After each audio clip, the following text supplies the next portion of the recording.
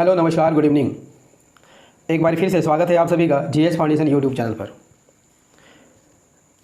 दोस्तों याद रखिएगा, ये मेरा नया चैनल है और आपके सपोर्ट की हमें काफ़ी ज़रूरत है, क्योंकि मैं आपके लिए लगातार अच्छे और रिच कंटेंट लाने का प्रयास कर रहा हूं। इसलिए रिक्वेस्ट है कि चैनल को सब्सक्राइब ज़रूर कर लीजिएगा। और याद रखिएगा, इस चैनल पर आपको रोटेशन वाइज वीडियो उपलब्ध कराई जा रही है, जो history, geography, polity, economics, science और सामान्य ज्ञान से संबंधित होती हैं। तो दोस्तों इसी क्रम में आज हम लोग देखेंगे हिस्ट्री की क्लास, और हिस्ट्री की क्लास में हम लोग देखेंगे most important 15 MCQ with full explanation. तो यदि आप SSC, railway, state PCS, CDS, NDA, UPSC या फिर किसी भी एग्ज़ाम की तैयारी कर रहे हो तो इस वीडियो को बिना स्किप किए हुए पूरा देखिएगा, क्योंकि मैंने इस वीडियो में उन्हीं प्रश्नों को लिया है जो परीक्षा में बार बार पूछे जाते हैं। ठीक है, तो चलिए शुरुआत करते हैं यहाँ पर सेशन की अपने पहले प्रश्न से। पहला सवाल है, 1939 में भारतीय राष्ट्रीय कांग्रेस के त्रिपुरी अधिवेशन में सुभाष चंद्र बोस पुनः कांग्रेस के अध्यक्ष चुने गए। इस चुनाव में उन्होंने गांधी जी के किस उम्मीदवार को हराया था?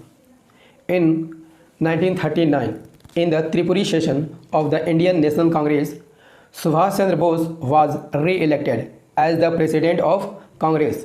In which election did he defeat Gandhi's candidate? 1939 में भारतीय राष्ट्रीय कांग्रेस के त्रिपुरी अधिवेशन में सुभाष चंद्र बोस पुनः कांग्रेस के अध्यक्ष चुने गए। इस चुनाव में उन्होंने गांधी जी के किस उम्मीदवार को हराया था? यहाँ सही आंसर हो जाएगा ऑप्शन सी, पटाभी सीतारमैया को हराया था।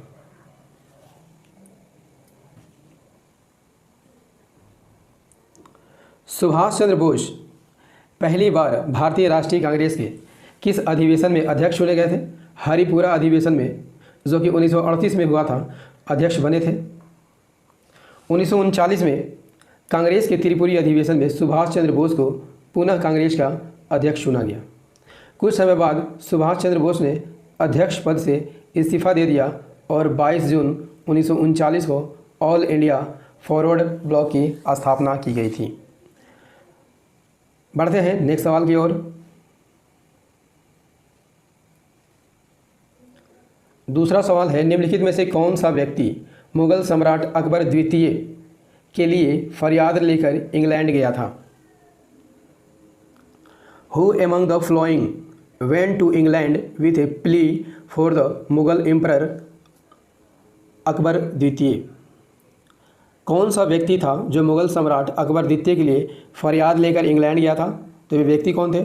सही आंसर हो जाएगा राजा राम मोहन राय। अकबर द्वितीय की फरियाद लेकर कहाँ गए थे? इंग्लैंड गए थे। किस कारण वे इंग्लैंड गए थे? 1835 के दौरान ब्रिटिश काल में मुगल साम्राज्य का प्रभाव कैसा हो गया था? काफ़ी कम हो गया था। याद रखिएगा, कैसा हो गया था? काफ़ी कम हो गया था। मुद्राओं में फारसी की पंक्तियाँ अब नहीं लिखी जाती थी और ब्रिटिश ईस्ट इंडिया कंपनी स्वयं को मुगल साम्राज्य के अधीन नहीं मानती थी। इसलिए अकबर द्वितीय ने राजा राम मोहन राय को ब्रिटेन भेजा और उन्हें राजा की पदवी दी थी।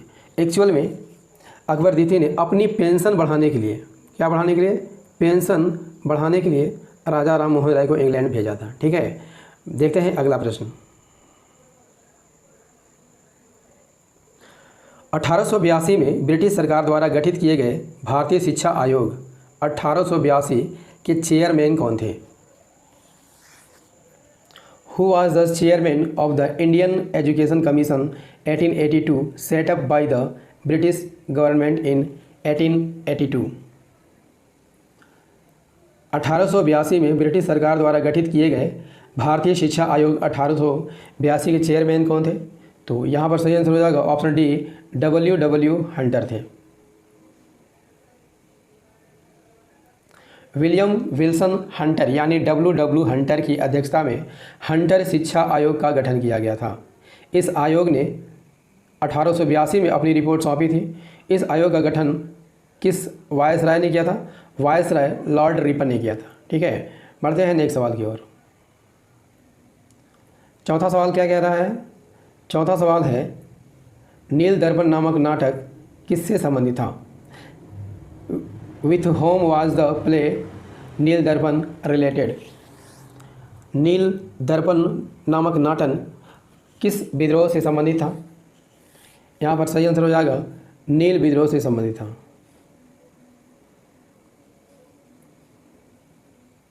नील दर्पण क्या है?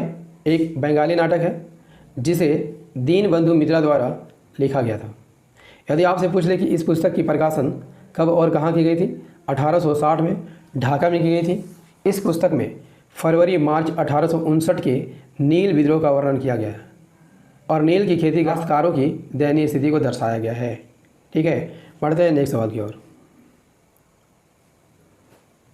5वां सवाल है, संघ लोक सेवा आयोग के पहले अध्यक्ष कौन थे? Who was the first chairman of union public service commission?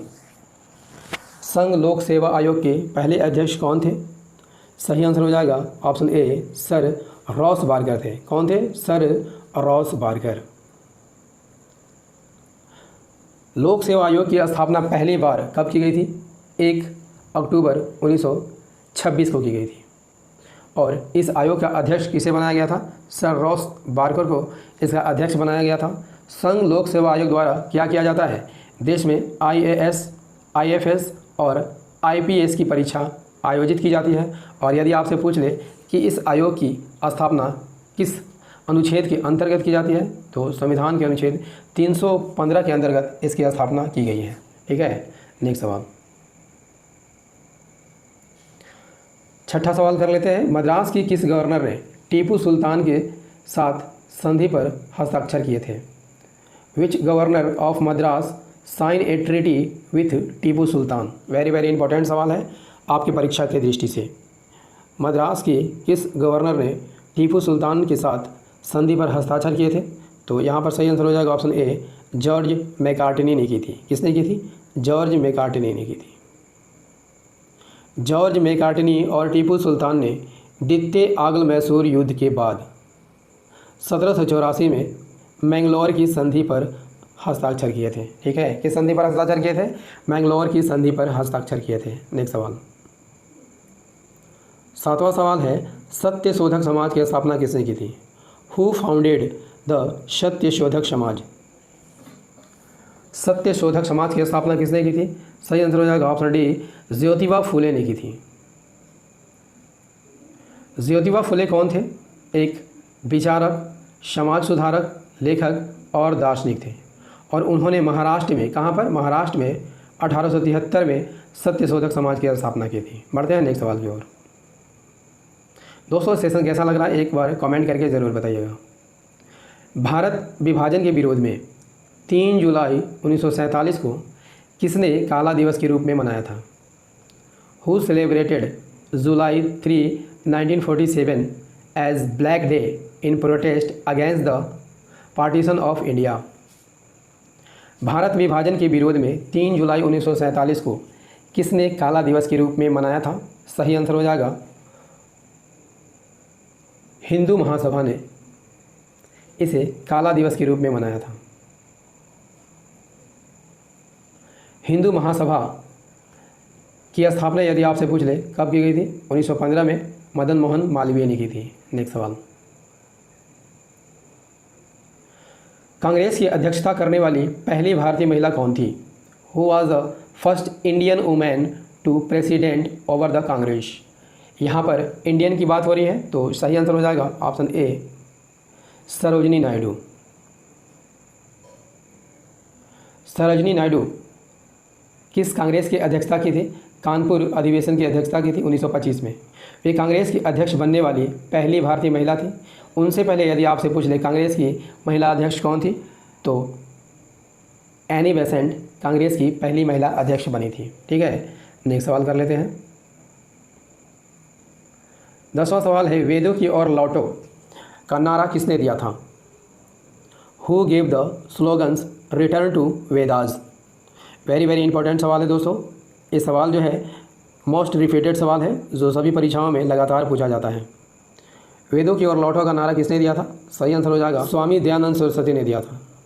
किसने दिया था? स्वामी दयानंद सरस्वती ने दिया था।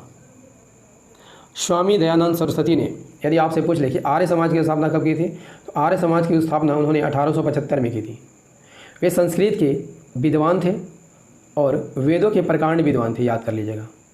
भारत में वेदों की छपाई उनके संरक्षण में पहली बार शुरू हुई थी। सत्यार्थ प्रकाश यदि आपसे पूछ ले किसकी कृति है, तो सत्यार्थ प्रकाश भी दयानंद सरस्वती की रचना है और सबसे महत्वपूर्ण कृतियों में से एक है। ठीक है, बढ़ते हैं नेक्स्ट सवाल की ओर। दोस्तों, यदि सेशन पसंद आ रहा हो तो इसे लाइक कर दीजिएगा, दोस्तों के साथ शेयर कर दीजिएगा, और यदि आप भी इस चैनल पर नए हैं, चैनल को सब्सक्राइब कर लीजिएगा, बेल आइकन को प्रेस जरूर कर लीजिएगा, तभी मेरी आने वाली हर वीडियो का नोटिफिकेशन आपको सही समय पर मिल सकेगा। बढ़ते हैं अगले सवाल की ओर। 11वां प्रश्न क्या कह रहा है? 11वां प्रश्न कहता है कि 1857 की क्रांति के दौरान भारत का गवर्नर जनरल कौन था? Who was the governor general of India during revolt of 1857? 1857 की क्रांति के दौरान भारत का गवर्नर जनरल कौन था? सही आंसर हो जाएगा option A, Lord Canning.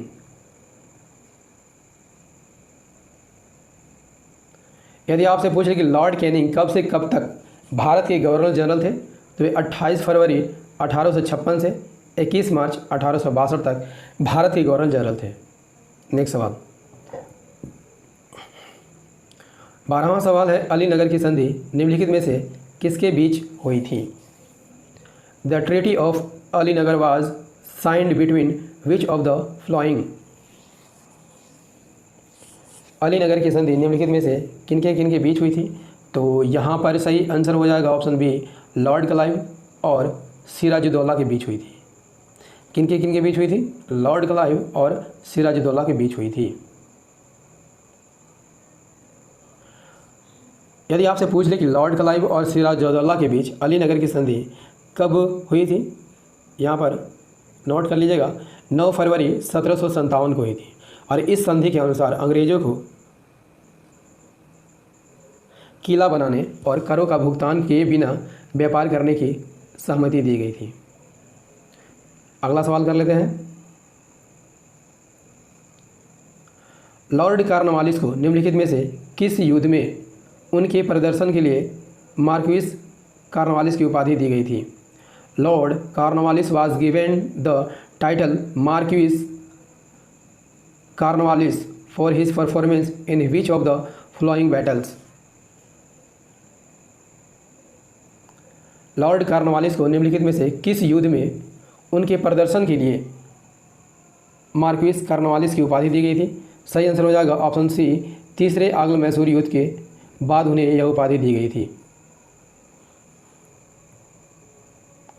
Lord Cornwallis तीसरे आंग्ल मैसूर युद्ध में उनके प्रदर्शन के लिए उन्हें मार्क्विस कॉर्नवालिस की उपाधि दी गई थी। तीसरा आंग्ल मैसूर युद्ध कब से कब तक चला था? 1790 से 1792 के बीच लड़ा गया था। नेक्स्ट सवाल, अगला सवाल है, व्यक्तिगत सिद्धांत द्वारा अवध का विलय कब हुआ था? When was Awadh annex by the lap doctrine of lapse? व्यक्तिगत सिद्धांत द्वारा अवध का विलय कब हुआ था? सही आंसर हो जाएगा ऑप्शन डी, 1856 में हुआ था। अवध ने पहले वर्ष 1801 में लॉर्ड वेल्जनी के सहायक संधि की नीति पर हस्ताक्षर किए थे। इसके बाद अवध की जिम्मेदारी किस पर थी? अंग्रेज़ों पर आ गई थी। सन 1856 में लॉर्ड डलहौजी ने कुशासन की दलील देकर अवध पर अधिकार कर लिया था। ठीक है, अगला सवाल कर लेते हैं दोस्तों। वारेन हेस्टिंग्स के समय भू राजस्व एकत्र करने के लिए कौन जिम्मेवार था? Who was the responsible for collecting the land revenue during the time of Warren Hastings? तो इसके लिए कौन जिम्मेवार था? सही आंसर हो जाएगा ऑप्शन सी, कलेक्टर जिम्मेवार था। दीवानी अधिकार प्राप्त करने के बाद कंपनी ने आमिलों को भू राजस्व एकत्र करने की जिम्मेदारी सौंपी थी। बाद में पर्यवेक्षक को समान कार्य करने के लिए नियुक्त किया गया था। यह वारेन हेस्टिंग थे जिन्होंने भू राजस्व एकत्र करने की जिम्मेदारी लेने के लिए कलेक्टरों को नियुक्त किया था। बढ़ते हैं नेक्स्ट सवाल की ओर। विलियम वेंटिक ने कलकत्ता मेडिकल कॉलेज की स्थापना किस वर्ष की थी? In which year the Calcutta medical college was established by William Bentinck. William Bentinck ने कलकत्ता मेडिकल कॉलेज की स्थापना किस वर्ष की थी? सही आंसर हो जाएगा 1835 में की थी। कलकत्ता मेडिकल कॉलेज की स्थापना वर्ष 1835 में हुई थी और इसका पहले का क्या नाम था? मेडिकल कॉलेज बंगाल इसका पूर्व नाम था। अगला सवाल 17वां सवाल क्या कह रहा है? निम्नलिखित में से किस अधिनियम द्वारा ईस्ट इंडिया कंपनी चाय व्यापार को छोड़कर भारत के साथ व्यापार के एक अधिकार से वंचित थी? By which of the following act the east India company was deprive of the monopoly of trade with India except for the T trade? यहाँ पर सही आंसर हो जाएगा ऑप्शन ए, चार्टर एक्ट 1813। 1813 का चार्टर अधिनियम। 1813 का चार्टर अधिनियम क्या था? इस अधिनियम ने भारत में ईस्ट इंडिया कंपनी के एकाधिकार को समाप्त कर दिया था। ठीक है, हालांकि चीन के साथ व्यापार और भारत के साथ सिर्फ चाय के व्यापार पर कंपनी का अधिकार था। ठीक है, इस प्रकार चाय को छोड़कर सभी वस्तुओं के लिए भारत के साथ व्यापारियों को सभी ब्रिटिश नागरिकों के लिए खोल दिया गया। व्यापार को सभी ब्रिटिश नागरिकों के लिए खोल दिया गया था और यह 1833 तक चला। अगले चार्टर ने कंपनी के व्यापार को भी समाप्त कर दिया था और अगला चार्टर एक्ट क्या था? Charter act 1833। ठीक है, नेक्स्ट सवाल कर लेते हैं।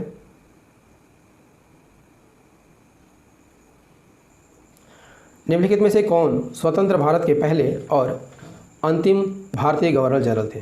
Who among the following was the first as well as the last Indian governor general of independent India? निम्नलिखित में से कौन स्वतंत्र भारत के पहले और साथ ही अंतिम भारतीय गवर्नर जनरल थे? तो यहाँ पर सही आंसर हो जाएगा चक्रवर्ती राजगोपालाचारी।